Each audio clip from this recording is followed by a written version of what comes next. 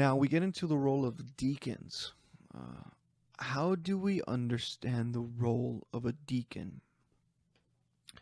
And there's going to be some ambiguity here, but if your denomination or if your church, your local body, defines a deacon as someone who takes an authoritative position and that teaches the local congregation, the gathered body, then a woman can't be a deacon according to that definition, because that's basically the position of an elder or the position of a pastor or bishop.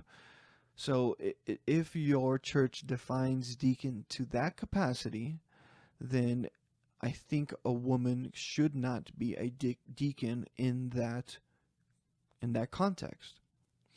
Now, if a deacon is just a servant leader in that they are held responsible for a specific area in the church, for example, the children's ministry or the infants ministry, and they lead that, and they are administrative in their leadership roles, and they get the volunteers, and they set up the times, and they schedule the days, and they do everything except they don't teach in an authoritative capacity, nor do they exercise authority over men.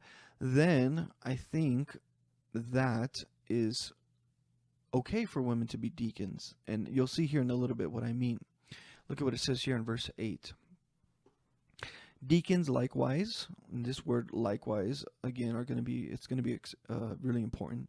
Likewise must be men of dignity, not double-tongued, or addicted to much wine, or fond of sordid gain, but holding to the mystery of the faith with a clear conscience. These men must also be first tested, or also first be tested. Then let them serve as deacons if they are beyond reproach. So that is one of, or a few of, the qualifications for a deacon. Now look at what it says here in verse 11.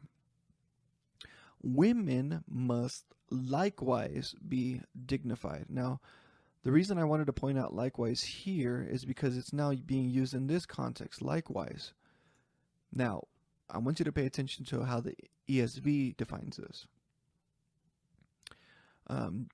Verse 8, deacons likewise must be dignified, not double-tongued, not addicted to much wine, not greedy for dishonest gain. They must hold the mystery of the faith with a clear conscience, and let them also be tested first, then let them serve as deacons if they prove themselves blameless. So basically the same thing. But then it says here in verse 11, their wives likewise must be dignified.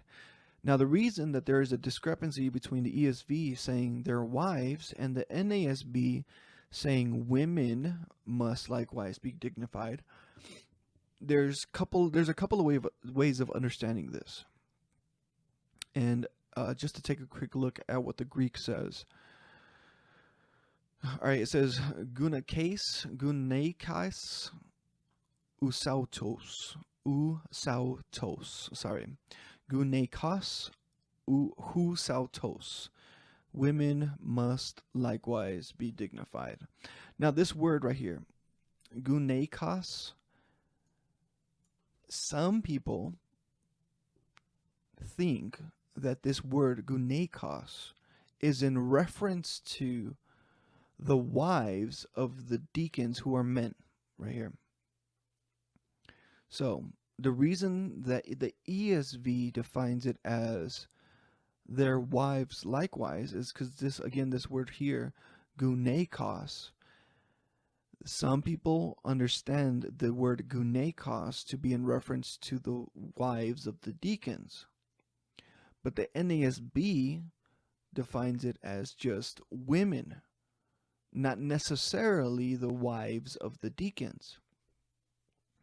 So if it is the women that must likewise be dignified, then there could be room to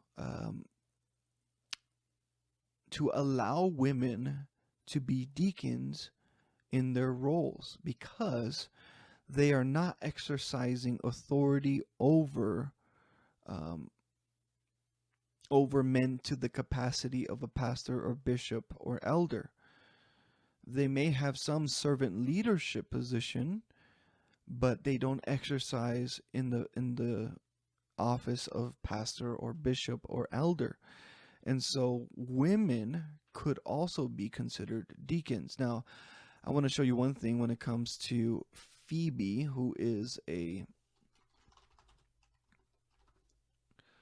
um, who is a character in um, Romans chapter 16. Is a sister of the Lord to Paul, and listen to how he talks about Phoebe. I commend to you our sister Phoebe, who is a servant of the church. But I want you to notice here in the Greek, it defines Phoebe as a diakonon, a deaconess. Similar word that's being used here, deacons, diakonus, deacons. So if Phoebe is being regarded as a diakonon, then it could make the case that women's can be deacons so long as they are not defined as a ruling overseer of the church that exercises authority over the gathered body in a way that is authoritative and that do not teach the local congregation. That would be the only way, in my opinion, that we could allow women to be deacons if you were to define deacons to that capacity. All right, so that's what I think about that. Now, in verse 12, it says deacons must be husbands of only one wife. And so a lot of people say, well, see, it's the same qualification as elder or as overseer. Just as overseer were husbands of one wife, so now deacons are husbands of one wife. But again, if guna kenes here is in reference to women, then the obvious thing would be that if a man deacon has to be the husband of one wife, then a woman deacon must be the wife of one husband. It's pretty self-explanatory from that point forward.